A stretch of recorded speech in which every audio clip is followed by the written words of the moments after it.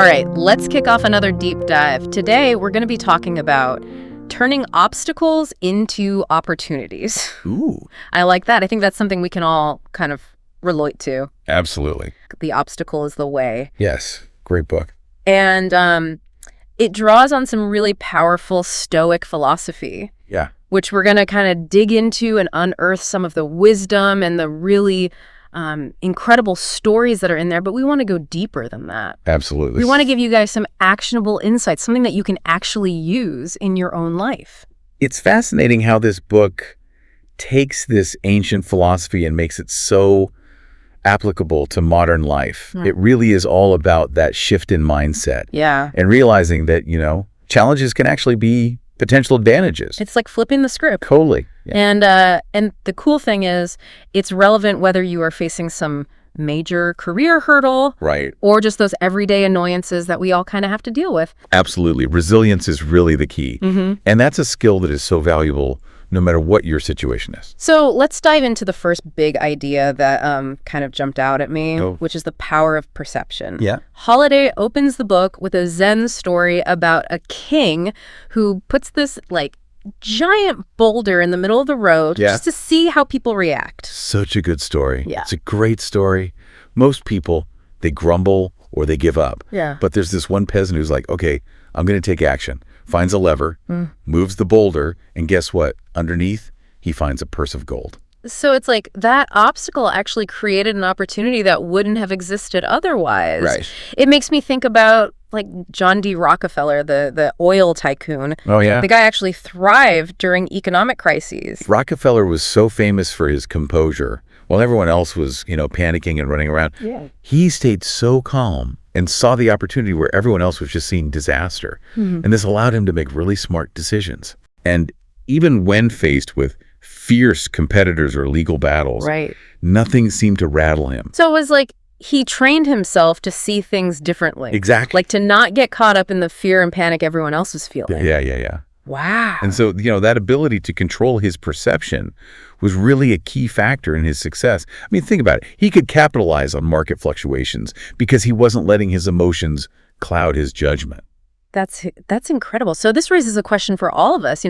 How can we shift our own perspectives to see those hidden opportunities within obstacles? It's so easy to just focus on the negative, but what if we actively searched for the potential?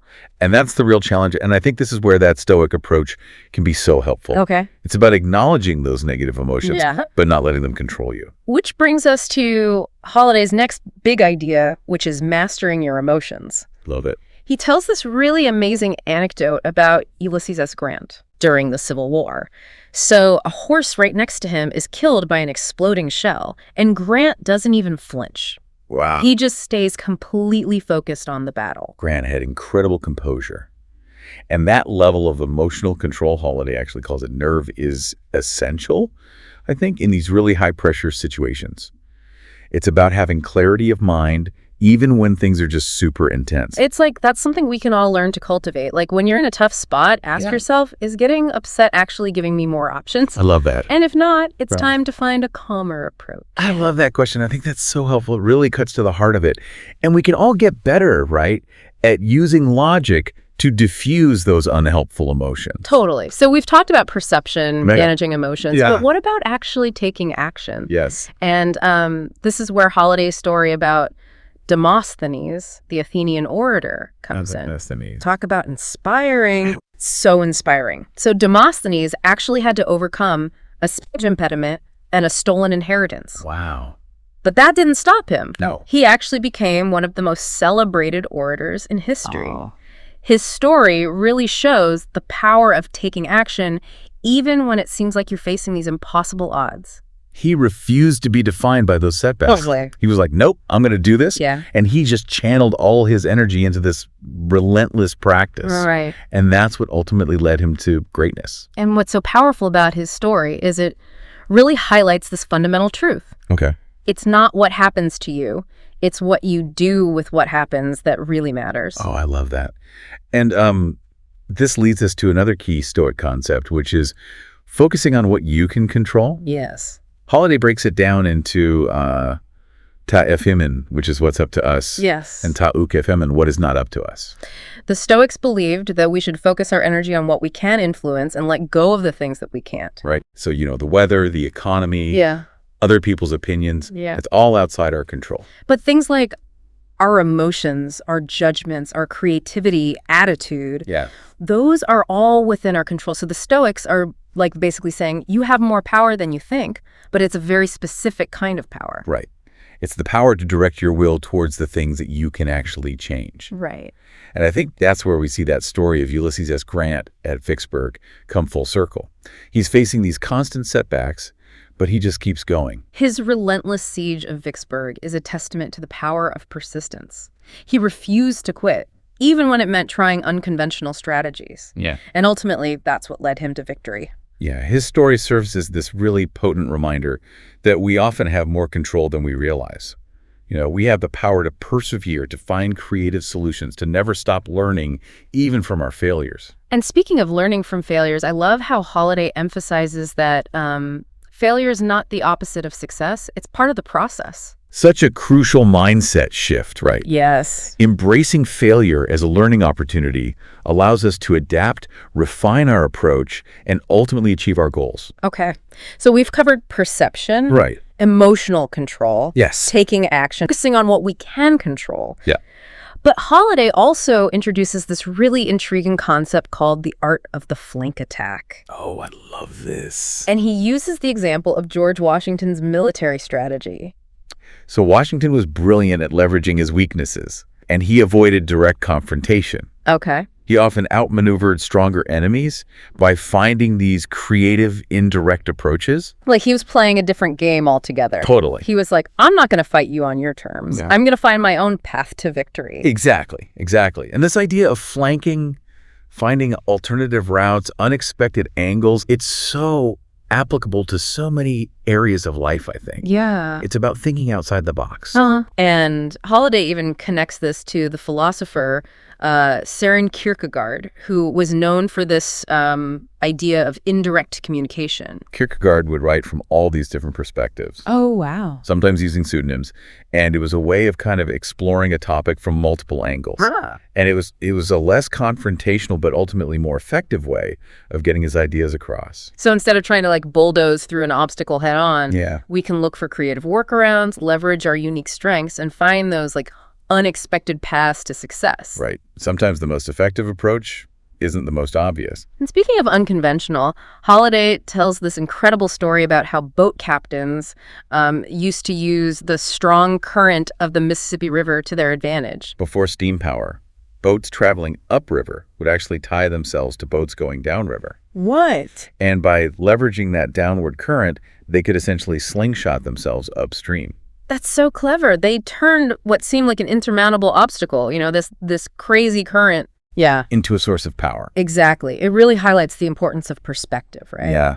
Adaptability and creative problem solving. I love that story. Yeah. This also makes me think of the story of Alexander the Great taming his wild horse Bucephalus. Oh, yeah. So instead of using brute force, Alexander would just keep riding the horse until it was exhausted. Right, yeah. And that's how he kind of gained control of it. It's a classic example of using an obstacle's own energy against itself. Wow. By recognizing the horse's power, Yeah. Alexander was able to turn it into an advantage. So it's about finding ways to redirect that energy, to like use the momentum of an obstacle to propel us forward. Right. But sometimes it's also about recognizing that like certain obstacles are truly insurmountable. Yes. At least for us in that moment. Absolutely. It's about accepting those limitations and finding ways to adapt. Holiday actually uses the example of Thomas Jefferson, Okay. who was a brilliant writer, thinker, but he wasn't a very gifted public speaker. But Jefferson knew his limitations. Yeah. And he played to his strengths. Right. He focused on writing and, he ended up having a profound impact on the founding of the United States. It's a reminder that we don't have to be good at everything. Right. We can find ways to contribute even when we face limitations. Absolutely. And that brings us to another important concept, building our inner citadel. Yeah. Holiday talks about Theodore Roosevelt, who overcame childhood asthma through through rigorous physical training. Roosevelt's story is so inspiring. He didn't let his physical limitations define him. Right. He actively worked to overcome them. Yeah. And that inner strength that he built prepared him for so many challenges later in life. So it's that inner citadel, that source of inner strength that we can all cultivate. Yeah. It's about mental toughness, emotional resilience, Right. and finding that inner peace to help us, weather any storm. Absolutely. Holiday also discusses this power of anticipation. He calls it thinking negatively, but in a strategic way. Yeah. It's about envisioning potential obstacles in advance. Okay. So you're not caught off guard. The Stoics called this premeditatio malorum. It's like a pre-mortem for your plans. Totally. So you're thinking about what could go wrong. Yeah. And then that can kind of help prepare you mentally and emotionally. Right. And it's about managing expectations. Things rarely go exactly as planned. Right. So by anticipating potential setbacks, it helps you to be more adaptable.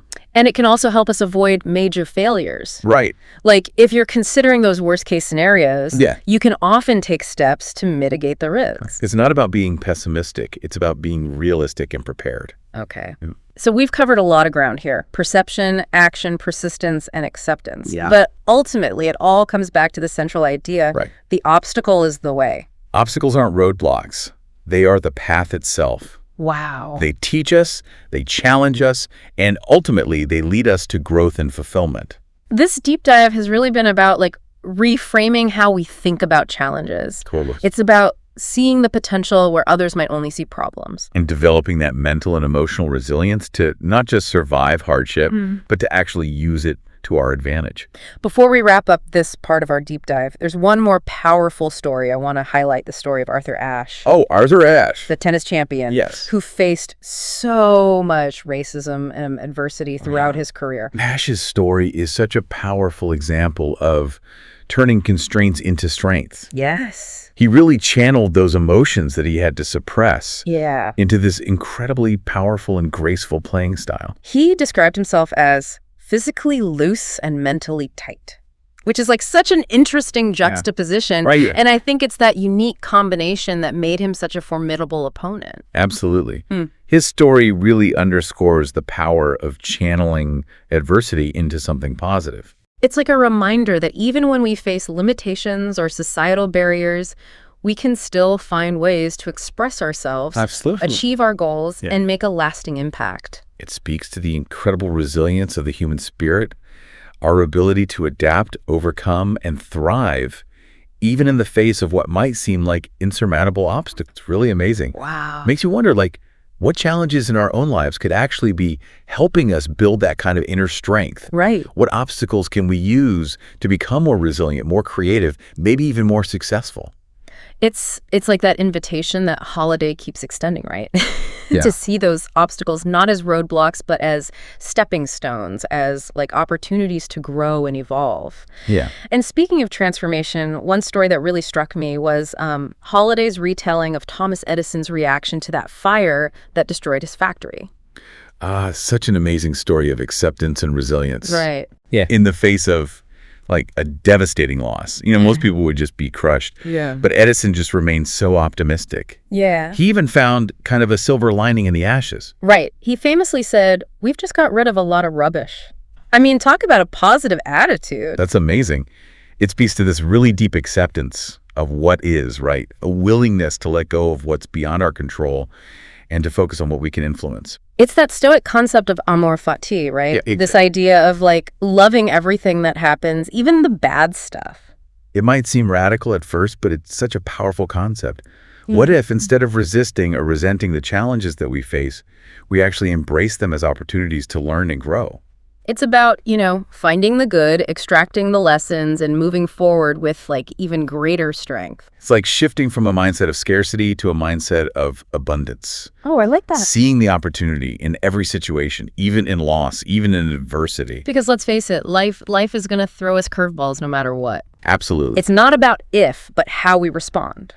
Exactly. We can choose to be bitter and resentful, or we can choose to find meaning and purpose in the midst of those challenges. And that kind of brings us to another powerful concept that Holiday explores, which is this idea of embracing the impermanence of life. He talks about Michel de Montaigne, the French essayist, who had a near-death experience after being thrown from a horse. Wow. And that event just completely changed his outlook. Yeah. And it led him to really embrace the fragility of life. Montaigne's story is like a really potent reminder that, we're not guaranteed tomorrow. Right. It makes you kind of appreciate how precious time really is and encourages you to really live fully in the present moment. The Stoics really believed that reflecting on death could actually provide perspective and motivation to live more intentionally. Okay. It's a reminder to focus on what truly matters and make the most of the time that we have. It's about asking ourselves that really profound question. What would I do differently if I knew I had a limited time left? And that question can be such a catalyst for change. Right. For letting go of what's holding us back and pursuing what truly matters to us. Yeah, it's a reminder that life is a gift, not a guarantee. And an invitation to live with a sense of urgency, purpose, and gratitude.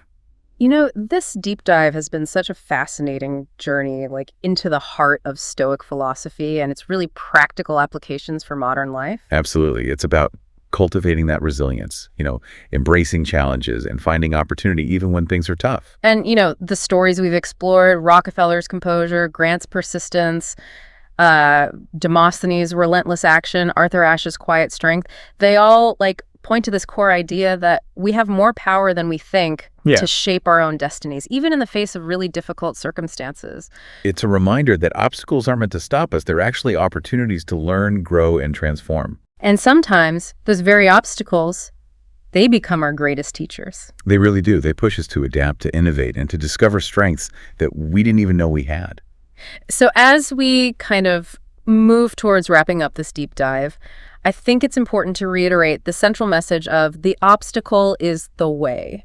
Obstacles are not something to fear or avoid, but rather to embrace as this essential part of our journey. They are the path itself. Mm-hmm. And by navigating them with courage, creativity, and resilience, we can truly reach our full potential. We've discussed a lot of really powerful concepts and inspiring stories today, but I'm curious, what really stands out to you from this deep dive? Ooh, that's a good question. What are some of the key takeaways that you'll be applying to your own life? I think for me, it really reinforces the importance of mindset. The Stoics were just masters of perception. Mm. They understood that our thoughts and our beliefs have such a huge impact on how we experience the world. Right. And, by choosing to see challenges as opportunities, I think we can really transform our entire approach to life. I love that. It's not about pretending that the difficulty isn't there, but it's about choosing to see it through a different lens, a lens that empowers us to act, to persevere, and ultimately to find meaning and purpose even when things are tough. Exactly. It's about recognizing that we have more control over our inner world than we often realize. And that by cultivating resilience, we can weather any storm. Yeah, it's a message of empowerment, reminding us that we're not defined by the obstacles that we face, but by how we choose to overcome them. And it's a reminder that even in our darkest moments, there's always a spark of hope. Right. A possibility for growth and a chance to become something more than we were before. It's about recognizing our own agency, that we have the power to choose our response, even when things feel totally out of our control. It's a journey that requires constant practice, a commitment to self-awareness, and a willingness to push beyond our comfort zones. It reminds me of that line from Winston Churchill, "Gentlemen, I am hardening on this enterprise. I repeat, I am now hardening towards this enterprise." He really understood the importance of resilience and mental toughness. Churchill faced so many challenges in his lifetime. Right. But he never gave up. No. And his unwavering determination and commitment ultimately led him to victory. And his story, like all the others that we've talked about today, highlights that incredible strength of the human spirit. Yes. Our ability to endure, to overcome, and ultimately to triumph. It's a message of hope and possibility, reminding us that even when things seem impossible, there's always a way forward if we're willing to see the obstacle as the path. Yeah, it's so easy to get discouraged, when we hit those roadblocks. But I think as we've seen from all these amazing examples, obstacles can be incredible catalysts for growth. So let's bring it back to you. What's one obstacle that you are grappling with right now? Ooh, I like that. Yeah. Yeah, it could be, anything. A frustrating project at work. Yeah. Personal setback, maybe even like writer's block, whatever it is, remember that you have a power to choose how you respond to it. Right. You could see it as a dead end, right, or you could see it as a stepping stone to something even better. And I think that's what's so brilliant about this book, The Obstacle is the Way. Yes. It gives us this like practical framework for not just like enduring challenges, but actually leveraging them. Absolutely.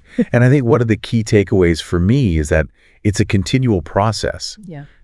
Building resilience, this mental toughness, it's not a one-time thing. Right. It's something that we have to cultivate and practice every single day. It's like building a muscle. Exactly. The more we exercise that obstacles of the way muscle, yes, the stronger, the more adaptable we become. Exactly.